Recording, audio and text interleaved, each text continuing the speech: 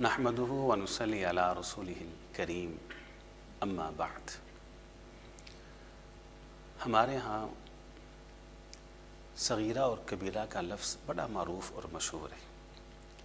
گناہوں کے اندر تو یہ لفظ کتاب و سنت اور قرآن و حدیث کے اندر موجود ہے کہ گناہ صغیرہ بھی ہوتے ہیں اور گناہ کبیرہ بھی ہوتے ہیں۔ صغیرہ گناہ وہ نیکیوں سے معاف ہو جاتے ہیں اور کبیرہ گناہ کے لیے نیکیوں کے ساتھ ساتھ توبہ بھی شرط ہے۔ لیکن کتاب و سنت اور قرآن و حدیث کے اندر نیکیوں کے حوالے سے کہیں بھی یہ لفظ موجود نہیں۔ کوئی نیکی بھی چھوٹی نہیں ہو سکتی، کوئی بھی عمل صالح وہ چھوٹا نہیں ہو سکتا، کوئی حدیث چھوٹی نہیں ہے، کوئی سنت چھوٹی نہیں ہے، قرآن کی کوئی آیت چھوٹی نہیں ہے۔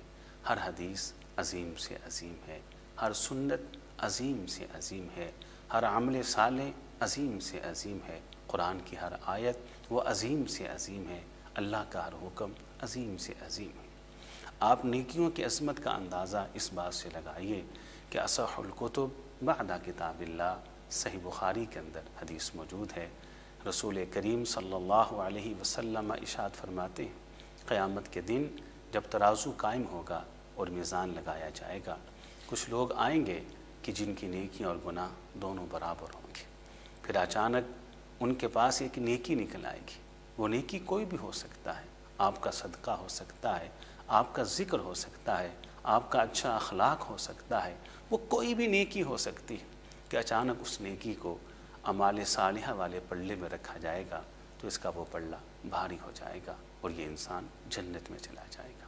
حضرات محترم، ہر نیکی کو اس نیت سے کریں کہ شاید یہی وہ نیکی ہو جو میری نجات کا سبب بن جائے۔ ہر نیکی کو اس عزم سے کر گزریں کہ شاید یہی نیکی روز حشر جنت میں لے جانے کا ذریعہ اور سبب بن جائے۔ تو اللہ تعالیٰ اس کہنے والے کو بھی اور سب سننے والوں کو سمجھ کے عمل کی توفیق عطا فرمائے۔ وآخر دعوانا الحمد للہ رب العالمین۔